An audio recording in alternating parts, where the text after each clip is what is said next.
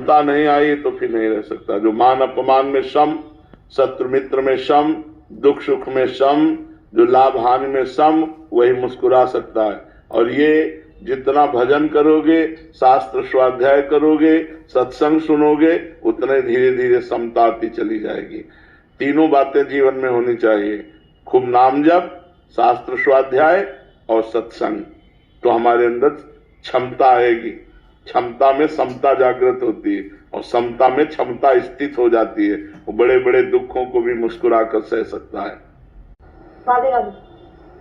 महाराज जी, सब कहते हैं कि सुख में सुमिरन सब करें, दुख में करें ना। कौन करता है सुख में सुमिरन?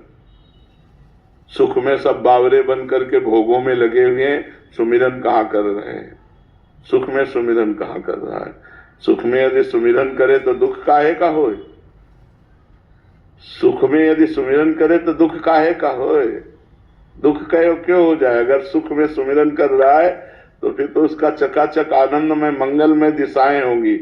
भाव को भाव अनक आलसहु, नाम जपत मंगल दिश दसहु। भगवान उसका सर्व मंगल कर देंगे जो हर स्थिति में भगवान का भजन करे। तो सुख में फूल करके भूल जाते हैं प्रभु को, और जब दुख आता है तब लाते हैं विषाद, नाना प्रकार की चिंताएं, शोक ये घेर लेती हैं। इसलिए हमें चाहिए सुख में एक एक सेकंड व्यर्थ न जाने पावे। खूब राधा राधा राधा राधा नाम जप करो तो दुख को जीत जाओगे आप। दुख आने पर आप परास्त नहीं होगे। महाराज जी, मैं अच्छा सिमरन चलता है, लेकिन परेशानी होती है तो बहुत पूजा पाठ हट जाता है। बिल्कुल सही सुमिरन नहीं चलता है। जब सुख में सुमिरन चलेगा तो परेशानी में तो डबल चलेगा। अभी सही पटरी पे गाड़ी नहीं है।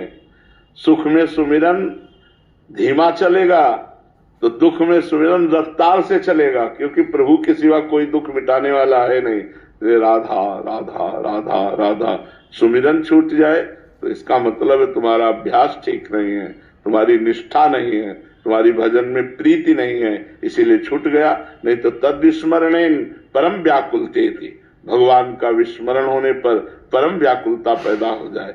त्रिभुवन की राज्य लक्ष्मी देने पर भी जो आधे पल के लिए भगवान का विस्मरण नहीं करता, वही महाभागवत है, वही भक्त है। ऐसे थोड़ी खिलवाड़ थोड़ी ये भजन मार्ग कर मिट जाएगी।